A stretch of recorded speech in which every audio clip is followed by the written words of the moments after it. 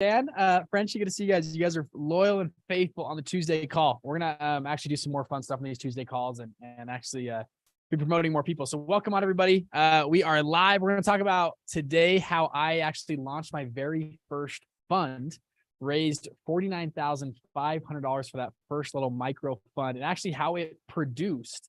I was making in college. I was 22 years old. I was making around $10,000 a month. On my first year and a half running a fund in college part-time. So a lot of us think about funds. We think about this massive, huge outcome, right? Like, you gotta have $100 million fund to be, deploying all this capital and killing it in all these different ways, which is true. That's great. But also you can make money in a lot of different ways as well, which is kind of fun. So we're gonna talk about today how that works. I just want to make sure we're streaming this correctly. It's all, looking good, all that kind of stuff. But good to see you guys. We're live on Zoom as well. So we'll take live calls as well. There we are. We'll make sure we're okay. We are live. So welcome in, Wayne. I'll let you in the room here. So if you guys are in our mastermind group, you guys can join live and be on the call and actually ask questions live on Zoom with me. If not, I will go from there. So let me take you back a little bit. So a few years ago, and again, today I want to talk about, raising my first fund, how it was producing me about $10,000 a month in college as essentially a broke college kid. And it really got me through school. And I ran the first fund I ran for about 6 to 8 months, closed that fund. I launched a second fund. That fund, we raised and deployed millions of dollars out of that fund. It did really, really well. Ran that for about 3.5 years. That's where I was making, I made a decent amount of money for a college kid in school. I was making well over 6 figures a year running a fund in college.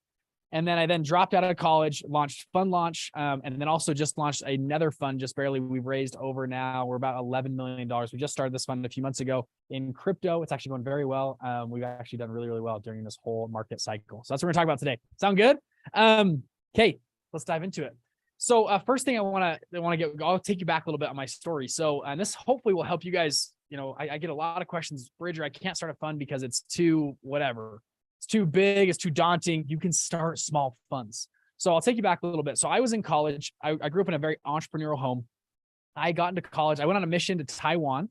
So if you guys know, I'm a member of the Church of Jesus Christ Latter-day Saints. I did a 2-year service mission. If you've ever seen those people out riding bicycles, little name tag on, that was me. Okay. I did that. I went to Taiwan. I learned Mandarin Chinese for 2 years. That's all I did. I eat, sleep, drink. I was a missionary all day. And it was actually one of the most incredible experiences of my entire life. We can talk about that more if you want to talk about it. But I came home from my mission and I was ambitious. I was hungry. I was like, okay, I took a 2-year break. And when you're on your mission, you aren't working. You're not doing school. Don't have a girlfriend. You have nothing. That's all you do. So I came home and I was like, okay, I want to make some money. I want to get into business. I want to do this. So when I got home, I started 6 different companies my first 2 years of college. 6. And these were not business ideas. These were actual businesses that were up and running. I mean, I hit the ground running. I came home. I launched a Chinese tutoring company within 2 weeks of coming home from Taiwan. I had 6 or 7 different tutors that would go around and tutor kids in Chinese. Actually great business model, very thin margins. And so I didn't love the business. So we ended up closing that up. I wholesaled 2 houses. If you guys know what that is, we did an online marketing company where we were building websites. Actually, that's how me and Mason met. We were building websites for people. Anyways, 6 different companies. And actually I made a little bit of money. I was making 5 to 10 grand per business. So it was okay. It was enough to get me through school. Finally, my dad grabs me. He goes, Bridger, you're kind of like a chicken with your head cut off. He goes, I want you to go meet with one of my business partners. I think this guy can really help you out. This guy's pretty successful. I think he can really help you. So I said, okay. So I go meet with this guy, drive to his house, beautiful, gorgeous house. And again, I grew up in I would call it a very average household. My dad drove a car with 200,000 miles on it. It was nothing wrong, but just average. This guy's house was beautiful. I mean, it was gorgeous, white, beautiful white home. It was kind of encircled this cul-de-sac. Anyways, I get out of my car, go knock on the guy's door. He opens it up. Bridger, come on in. And he brings me in this house that's just gorgeous, right? He's got the basketball court in the basement. He's got the pool in the backyard, the cars in the garage, the whole 9 yards. So I sit down and long story short, I ask him, what did you do? How did you make all this money? Like, how can I do it? I want to replicate it. Can you be my mentor? I kind of ask him all these questions. And he says, Bridger, when I was in my 20s, I was a lot like you. I started a bunch of different businesses. I actually made a decent amount of money. He goes, then I figured out the secrets of the ultra rich, the ultra wealthy. And he goes, I met a guy, he ran a private equity fund. He was one of the wealthiest people I've ever met in my life. He said, I don't care how long it takes me. I don't care if it takes me 1 year, 5 years, or 20 years. Because I was going to learn what a fund was, how to start one, and how to scale. And he goes, that's exactly what we did. He goes, we went out and launched a real estate fund. And currently at the time, they were managing over $8 billion in their real estate funds, primarily multifamily. So it was just crazy, right? Multi-billion-dollar fund. And I was blown away. I was like, holy crap, these guys are crazy. And by the way, today, I think they're well over $40 billion they manage right now. One of the top 10 real estate funds in the world. I mean, it's just crazy. And so I was like, holy crap, dude. I was like, I want to learn this. And I was young. I think I was 20 years old, 21 years old at the time. And I said, please teach me how to do this. I will work hard. I'll show up in the morning. I'll get you coffee, whatever you need. Like, I will work for free as long as you can be my mentor. And he said, Bridger, go talk to your dad. He goes, your dad knows way more about this than I do. And I said, no, my dad's kind of poor. You're obviously super rich. I want to learn from you. And he said, Bridger, me and your dad actually make about the same amount of money. And my chin dropped to the floor. I was like, huh? Come again? He's like, yeah, you know what? We're pretty much equal business partners in this. And I was like, I left the dude's house. I drove straight to my dad's house. I was like, Dad, what the heck? Like, what's going on, dude? Why are you making apparently all this money and you don't spend any of it? You drive a crappy car. We live in a crappy house. Like, what's going on? And anyways, long story short, my dad, he lives a very frugal life.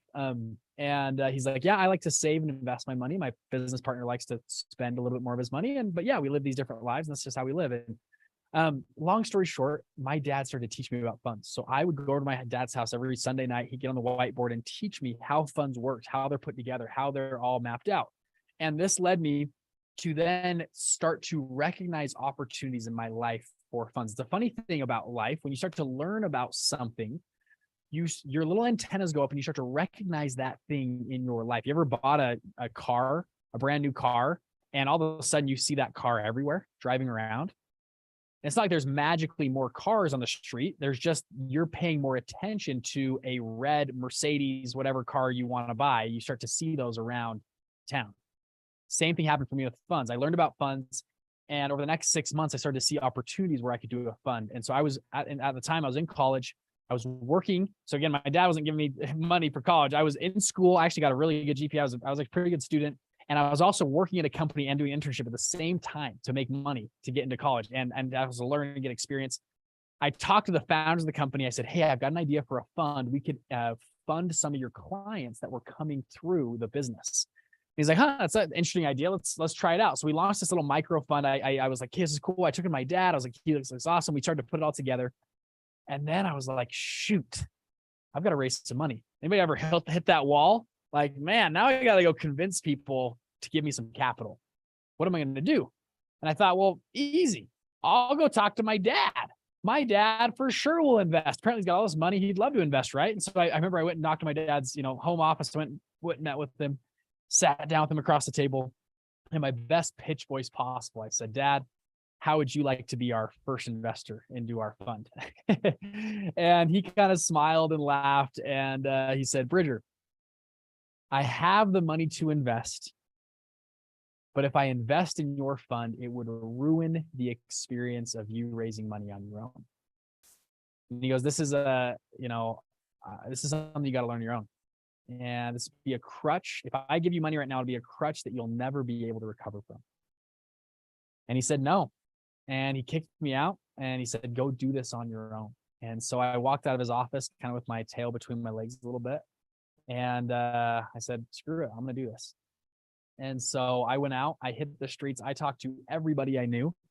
And after about 4 or 5 weeks, I raised a whopping $49,500 from like 6 or 7 investors. I think the average check size was like $7,000 or $5,000. It was really small. I mean, this was teeny. If you guys know anything about funds, that's like micro, teeny, small. Now, in today's, I want to actually talk to you guys a little bit further about that fund, actually how it ran. Again, at the beginning, I prefaced this, obviously bigger the better. Funds, we always talk about $1 billion funds and $100 million funds and $10 million funds. Actually, these shoes in the back, we give those awards away to anybody who gets a $10 million fund or greater. We give them a pair of shoes. And actually, by the way, we just did a cool survey in our group. We only had about 20,000 people in our groups. Only 200 responded. Okay.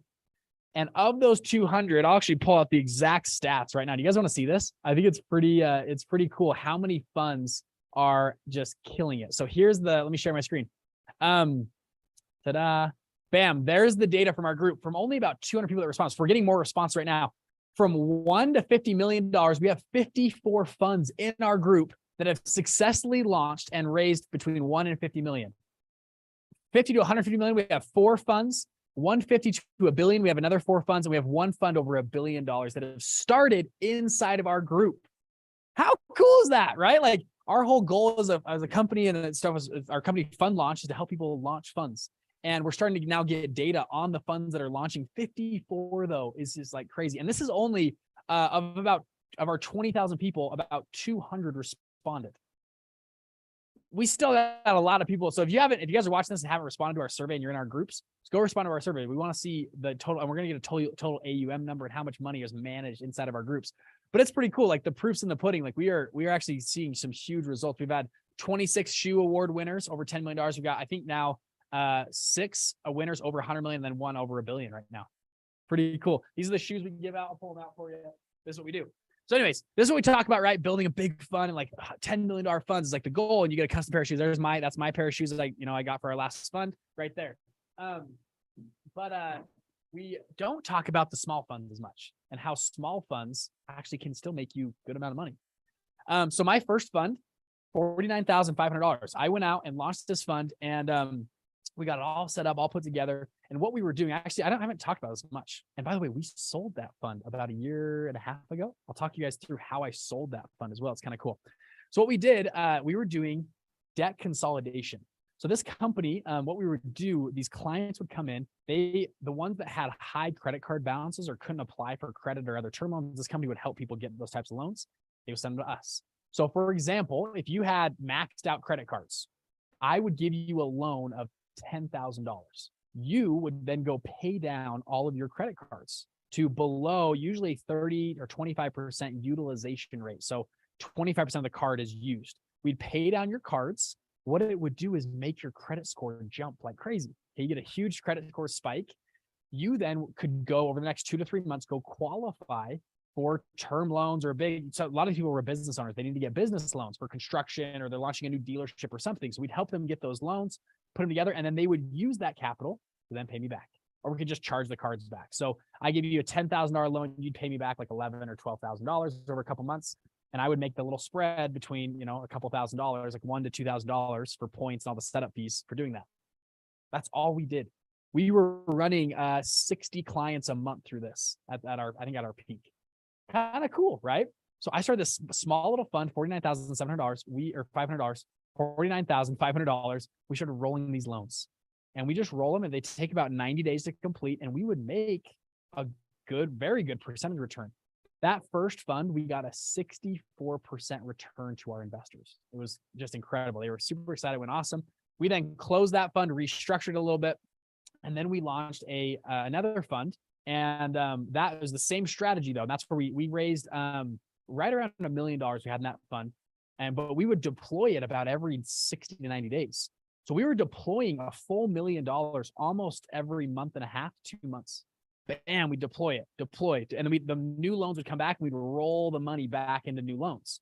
Our default rate was less than 2% of all clients defaulted. It was amazing, this business. It was awesome. I was running this in college. So I was a student at Brigham Young University, BYU. I had actually very good grades. I think I had like a 3.9 GPA. I did very well in school, and I was running this fund, and I wanted to go into investment banking was my goal. I was like, I'm going to be an investment banker. I'm going to do this, like go on Wall Street and do all this stuff. And so I was running this fund. I was making on average about average about 10,000 a month. Some months I was making like 15 to 20. Other months I would do like 5,000 a month, which was, amazing for a kid in college. And the second piece though, even if I made $0, I was running a fund, and I had investors, and I was writing quarterly reports and annual summaries, and I was giving them returns. And these were high net worth individuals that were like, man, Bridger is killing it. What I would do, so how we ran my fund every month, how I did it, we do a month closing. At the end of the month, I would say, okay, all the loans that completed that month and the ones that defaulted, we'd average them out and have a monthly return. And then we'd do a full distribution every month. So every month I'd send them a distribution. And I didn't charge a management fee. I charged 0% management fee, and I took about 20% of the carry. So 20% of the loans that finished that month, I would that had the interest that we made minus the defaults I would take. And it was about $5 to $10 grand a month that we were making. Pretty cool. Okay. So we did this, I built up this investor database, all that kind of stuff. And so I was going to do investment banking and all that kind of stuff. And I actually didn't. So I was running my fund. I actually started to hire employees to help me run it. So I had 2 or 3 employees that were helping me do the loans, calling people. Sometimes there's chargebacks or whatever it was on the card. We'd like figure it out. And we'd, do these cards. And so I had these employees. I did an internship out in Silicon Valley for, I was going to go into banking. I want to do like corporate finance, investment banking. I was a finance person. And I remember doing this internship, and I go out there, and and by the way, I want to take your questions. If you guys have questions, drop them in the chat. I'd love to hear questions. But I go do this, and I was on this track. And if you guys know anything about the banking world, it's usually you do a junior internship is like your big internship. And at the end of the internship, you're hoping to get a job offer to come back, and they're going to sign you. So once you graduate your senior year, or you already have signed in a job, you'll fly out there. You then start, and typically in banking, it's like about 2 years, you grind your face off. You're working 80 to 100 hours a week, literally for 2 years. You work your guts out. And then what everyone tells you is after 2 years, you then can do your MBA, or maybe you can transition into private equity, or maybe to a fund if you're really good, or you just keep working your way up the bank. And after about 6 to 8 years, you work really, really hard. And then maybe you can transition into a fund, right? Like running potentially a real estate fund or a hedge fund. And because that's what I want to do. I want to get in the fund world. And so I was like, this is the way to do it. And so it's funny enough, I do this internship in Silicon Valley. I'm working pretty hard out there, and I'm newlywed with my wife. So we moved out to Silicon Valley. We're doing this whole thing. And it was funny enough. So I started to call up alumni from my school and other schools that had done investment banking, had done this path, the people that were 7, 8, 10 years ahead of me. And I called them up. I talked to, I think, 3 people specifically that I really remember. One of them had totally burnt out, said it was the worst decisions he's ever made. He's actually working in a fully different industry than right now. Like he just pivoted completely out of it. The second guy I talked to had grinded really hard, did very well, was a partner at Goldman Sachs, something like that. And then at 8 years, he transitioned. He said there was just too much work. He transitioned to a fund. He was working at a private equity fund, I believe. But he was kind of a lower level position in the fund and was trying to work his way up in the fund after about 8 to 9 years of doing that. And the third guy was even further down the road, and he burnt out and did something else as well. And I was like, this is interesting. 3 guys that were just like me 8 years ago, they did this whole path and they really regret it. And it didn't serve them well. And the guy that stayed in the industry is still an entry-level position at a fund right now. And I was like, I've already got a fund running, and I've got a good tracker. I'm making about the same amount of money as they would make. Now, I looked at my boss, by the way. So I had a boss, and a great guy, by the way. I had nothing wrong with him, but he worked his guts out. He had been there for about 10 years at this company, and I think he was estimating he was making about $500,000 a year. So about 500 to 600,000 a year he was making.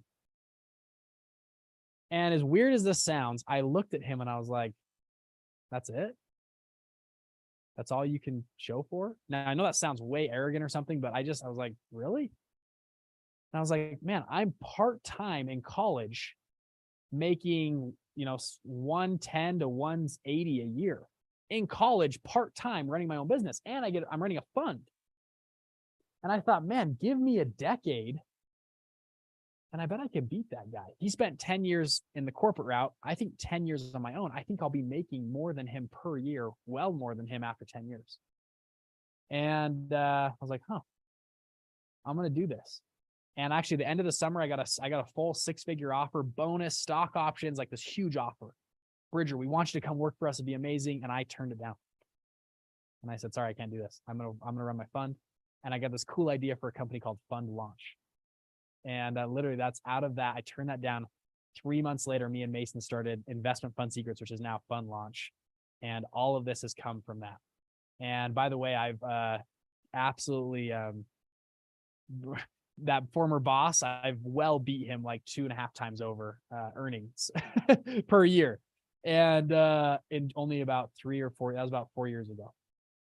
And it's been a pretty wild ride. And all that, besides that money or whatever, just the experience, I learned way more by doing it myself and working with mentors and coaches rather than going into a corporate ladder system. And so anyways, we ran that fund. I kept running that fund for another year and a half. We then had a competitor come and say, dude, we were actually butting him out. He was a guy trying to do the same thing in space. We were taking the market share. And he says, guys, I'll give you an offer. I want to buy your company. I want to buy all your relationships. And so I said, great, let's do it. But you've got to buy out my investors as well. And because I want my investors to have a really great, finish, and I can give them their final check and just say, guys, you made a huge amount of money. I think our returns were 64% in year one. So that was the first syndication. 62 was our second fund, 62, 49, and then 36, I think, were our 3 years of running that fund. Cash on cash, net return to the investor. Pretty crazy. And when this guy came and bought us, he bought out all of our investors, bought me out from the general partner, got a good, nice check size, and it was pretty awesome. And then we transitioned all to him. It was about a 6-month transition. Well, it was like day one transition. I signed that I would just be available on my phone if you ever needed any questions, but it was pretty much a smooth transition over. It was awesome. And he's done well now with the company and everything. And then we kept running fund launch. And then just recently we launched a brand new hedge fund amid a crash in in this last year, 2022. We had this huge crash in crypto. We raised about $10 million on our initial, and then we've been still running it. So raising capital right now for that fund. So by no means am I finished. We are still on the route right now, but I'm just showing you kind of the trajectory and ramp that happens from a small fund. There is so much power in getting started. The first step is major. And a lot of people look at the mountain way up top and they go, man, I'm never going to start. I won't even take the first step because I'll never reach the peak. And the people that just take a step and start moving forward end up learning things along the journey, finding other paths, whatever it is, but they move a lot faster. There's an old adage. One of the biggest things that actually changed my life was from Think and Grow Rich. And this is an adage from the military as well. Making a decision is better than no decision. If you have two options in front of you, it's better to just make a decision and go with it rather than make no decision and think through the options.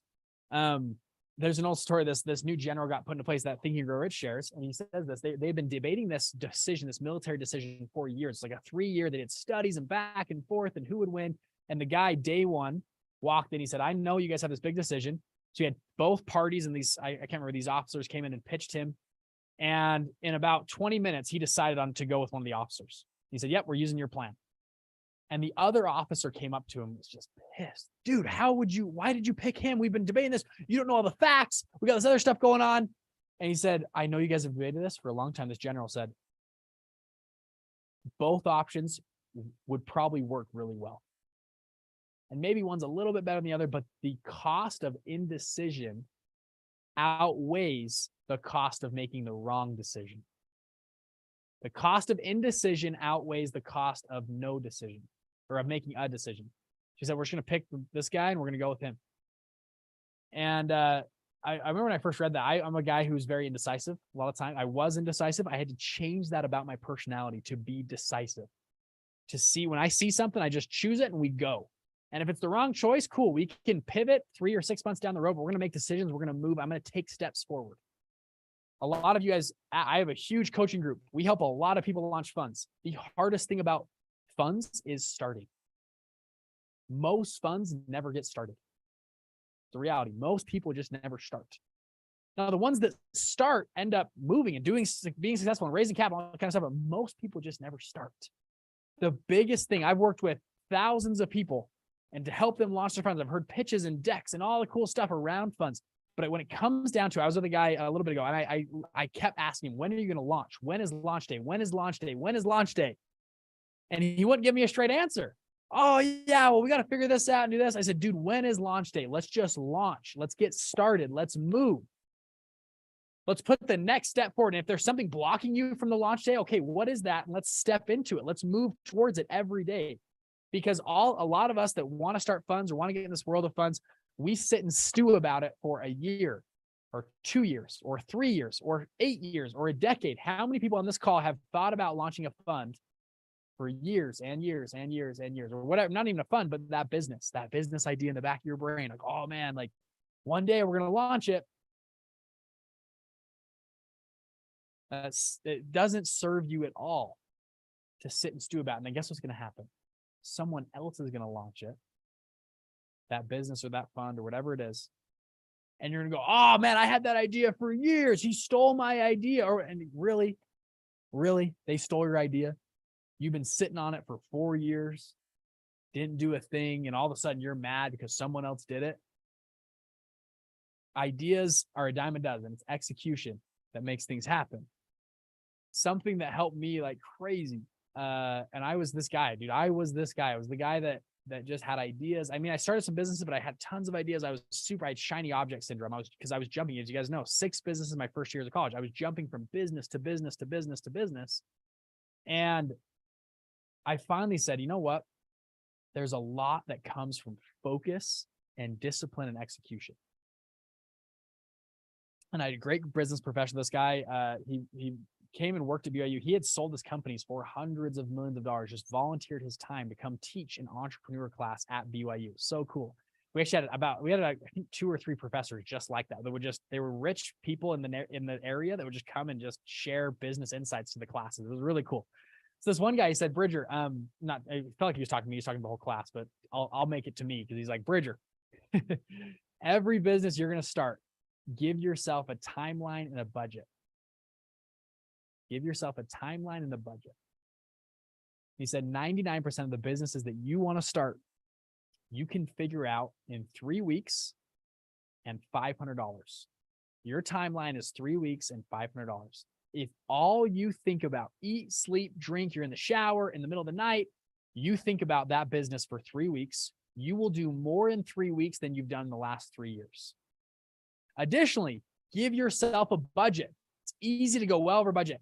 $500, you can do market testing. You can at least do the research, the upfront, especially over 3 weeks. You can do a lot to move the needle towards that idea in the back of your brain. Because do not let ideas fester. Once you have a business idea or a fund idea that has, you think some potential and legs, 3 weeks, $500, and see what happens. You know what's crazy enough? I heard this, and me and Mason were together like, dude, let's try this out. We have this idea for this company or course to help people launch investment funds. This is a true story. And we said, let's try it out. Let's just see. Let's give ourselves 3 weeks, and we got $500. And we were good at online marketing. So we said, let's do ads, let's do Facebook ads. So we literally in 3 weeks, we built out 4 landing pages, 4 little websites, just landing pages. And we built out about 10 ads that I filmed on my iPhone.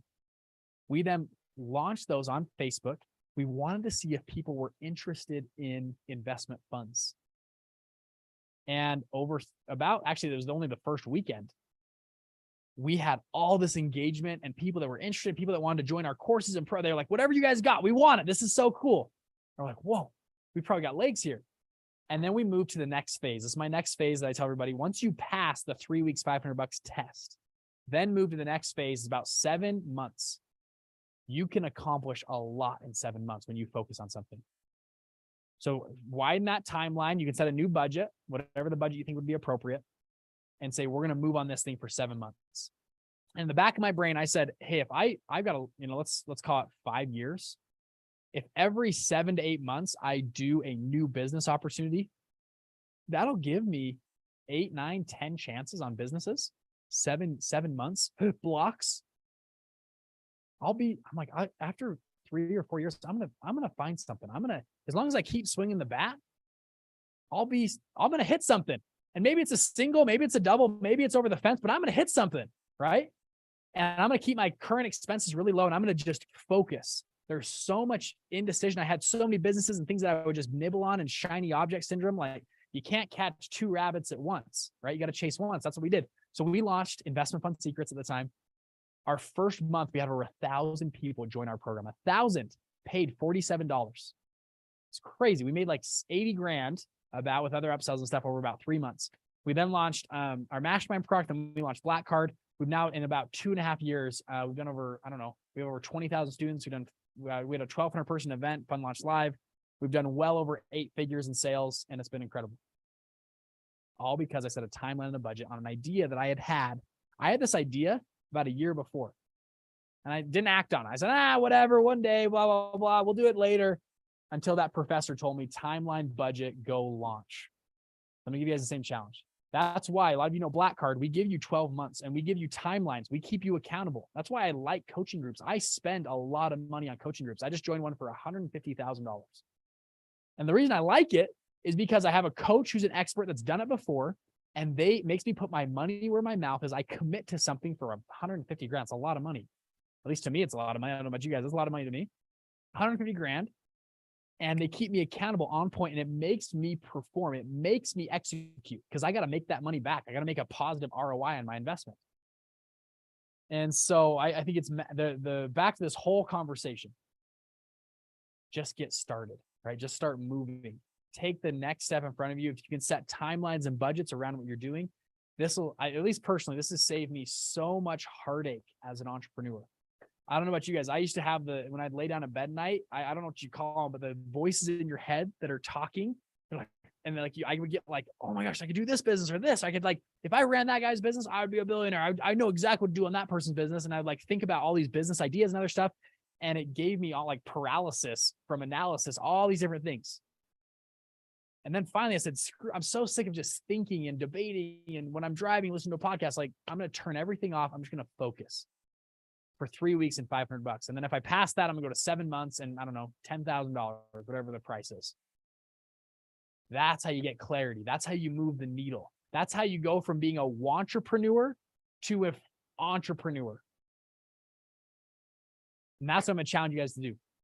That's why our company, we have Black Card. That's what we do in Black Card. We push you guys. Our coaches they're meant to be coaches. They're meant to push you. 2 deadlines, 2 goals. Don't let them off the hook. This is why we're here. This is what you're hiring us for to do. So if you guys want to get the next step started, we have a free course on funds below on this link, fundlaunch.com. We have a free course on funds. We then have a mastermind program. It's about $2,000 that walks you through step-by-step of everything inside of funds. We have 200 plus videos. It's a course. If you want coaching and help and mentorship, we have Black Card.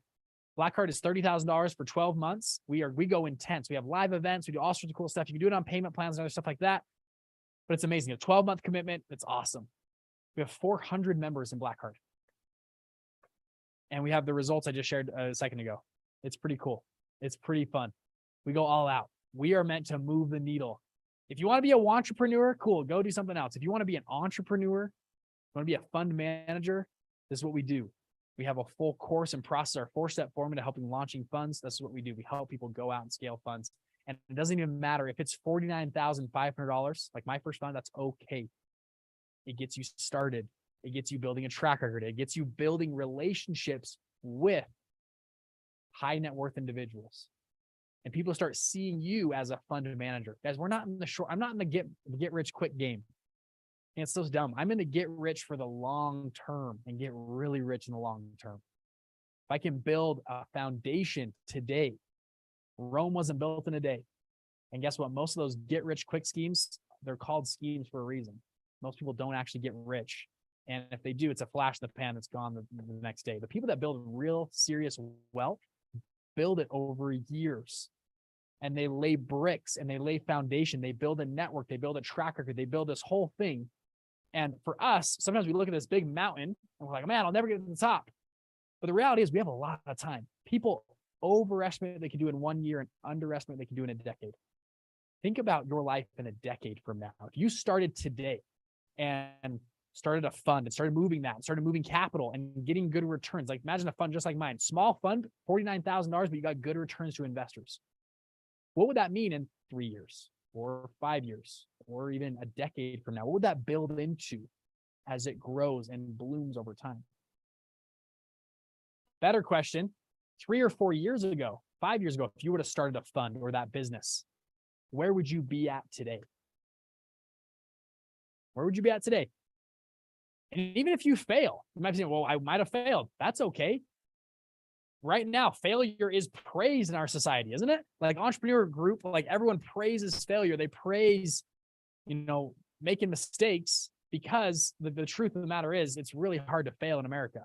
It's really hard to fail in America. you got so many safety nets, and you learn a lot, and people use it to their, like, hey, I failed on this. I learned all these great lessons. Now I'm going to start this other thing. That's why we see these entrepreneurs who fail, succeed, because they got started. They started walking up the hill, and investors, other people around them, their network sees the growth. Even if they fail, they're still growing through that failure. So I'm challenging you guys today, go out, start a fund, get going, and get in this space. Hopefully that helps you guys. Y'all are amazing. I'll take a few questions here. So there you go. I got a bunch on YouTube here. Dad did you a solid. Yes, 100%.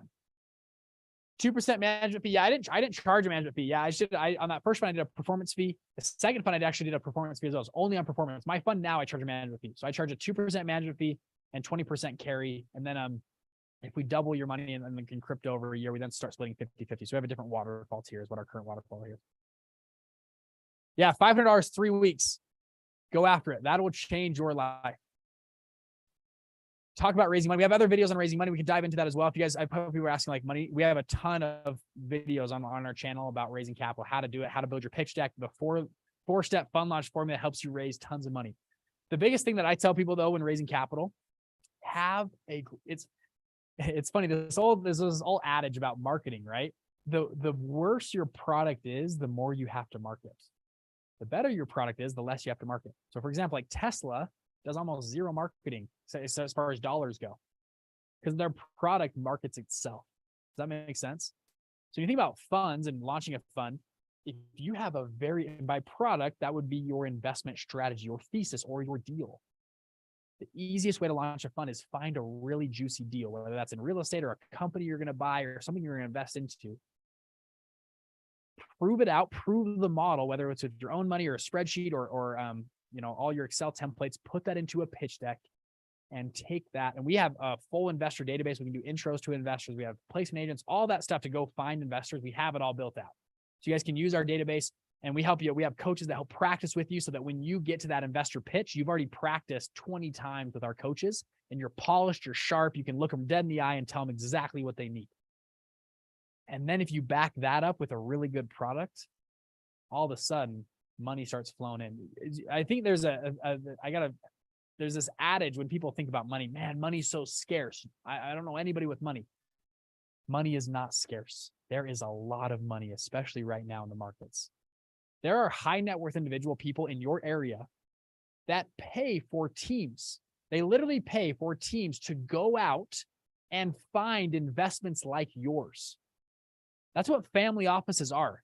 If you haven't put that together, a family office is a rich family. They hire like a full-time CFO, a chief investment officer. They've hired like 3 or 4 people. They pay $500,000 a year in salaries to 3 or 5 or 10 people to go and search the globe just so that they can give investments. They want to place capital with you. They have a full team looking to find you and place capital with you. You got to change your mindset on money. That's currently happening in your area. If you live in a city with a major sports team, NFL, MLB, NBA, the first 20 rows of all those games, those are your high net worth individuals. There's a lot of people in your city and state. And that's probably 1/1000th of the people because they just showed up to the game that day. But think about people in the box seats. Like those are all high net worth individuals that are probably looking for good investments to make, especially if you have a good deal, a good team, a good thesis, you're practiced with coaches and polished up, you have a great pitch deck, bam. We help do all that with you guys in Black Card and all that kind of stuff. So we have other videos on raising capital. You guys go check them out. That's my short 2-minute talk on raising capital. There you go. I want to pitch your circle of funds. Who do I need to set that up with? Yeah, so right now in Black Card, so if you guys want to talk to us about Black Card or hop on a call with us, go to fundlaunch.com. So fundlaunch.com, go there. You can hop on a call with us. We actually now are partnering with funds. We've partnered with 4 funds. We actually partner with you and help you launch your fund. We can also broker deals. We can, inside a Black Card as well, if you're in our Black Card group, that's where we can help figure out, and we coach you and help you on your fund. So we have a lot of different options. You can hop on a call with us so we can talk about it. So fundlaunch.com, that's where we can figure things out. Can I pay myself every week if I start a fund? Yes, you could. So some funds, you can pay yourself a salary. So usually in funds, you get paid 3 ways. You can get paid a salary from your investment advisor. You'll also get paid from the fund on management fees and performance fees. Now, we have other videos on that, so I won't go deep into this, but management fee would be, a lot of funds is like 2% per year of the fund they take and are paid to the manager. So you get paid on that. Usually it's done quarterly. So 0.5% per quarter is paid to you as the manager, or your team as the management team. Additionally, if you perform, if you do well, if your fund kills it, most funds in general take about 20% of the performance goes to the managers. So at the end of maybe every calendar year, once a year, a lot of funds do that. At the end of the year, they say, okay, we made this much money. We're going to split and take our return. So you can get paid a salary, and then you also can get paid for management fees per quarter, and then once a year on the management of the fund as well. Now, the salary won't come from the fund. It would come from your own general partner. It's usually after you're established for a year or two, then you can start paying salaries. You get paid in 3 ways. It's pretty cool. That's why funds are awesome. You get paid in a lot of different ways. Oh, and also, if you want to invest in the fund, you can invest, and you're paid as an investor. So you're really paid in 4 ways from a fund. On your own fund, you can get paid 4 different ways. It's pretty awesome. Yeah, it's pretty cool. Whew. Yeah, get moving. The hardest thing about funds is launching. Most people never launch. Most people never launch. They don't take that step. Take the step. Get moving. 3 weeks. If you dedicated your whole life for the next 3 weeks to just learn about investment funds, think of how much you'll move. Most people, by the way, it's funny, they did a study on this. People that determine themselves like just, not true experts, but they have a really good understanding of a field. All of us have something like that. Some people like really love fitness, or they really love like robotics, or they really love space. Most of those people that are hobbyists, but are pretty good at hobbyists, the amount of hours they've spent to hit where they feel very proficient is about 20 hours. 20 hours is the amount of hours spent to study and become fairly proficient in a certain topic or field. 20 hours is it. Now, most people spread that out over like 2 years, right? They kind of pick up something here, they pick up something there, and they put it together about 20 to 30 hours over 2 years. Think about if you did that though in a week. 20 hours in 1 week, all you spent was studying video games, or the minerals inside the earth, or how precious metal markets work, or how the Forex exchange works, right? Now, I'm not saying just 20 hours reading one book. I'm talking about really research, and you're jumping around you're in Google, you're in YouTube, you're reading books, articles, whatever it is. 20 hours, most people can become fairly proficient in a topic. Think about if you had 3 weeks and you spent 100 hours over 3 weeks in one topic, the leaps you could make. And if you did that, 6 or 7 times a year, think about where you would be and the odds of success in your next business venture. Pretty crazy. You can learn how to code pretty proficiently in about 20 to 30 hours. You're not an expert by any means, but you're pretty proficient. 20 to 30 hours, you can code pretty well. Most people don't think in these types of terms. They go home, they watch Netflix, they don't dive in. Dive in. I'm asking you to dive in. Go all out. And that may mean sacrificing other things that are wasting you time. And you can think through that in your own life, but it could be business. It could be what you watch at night on TV, how you spend, I call it your second shift. When you get home from work at 5 or 6 o'clock, how do you spend from 6 to midnight? Your second shift. What do you spend? My dad, I just mentioned a story about my dad.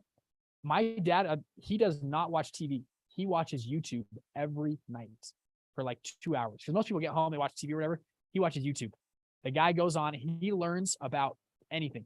How farmers, do use pesticides on their crops. He'll learn about space, black holes. He'll learn about the European banking systems.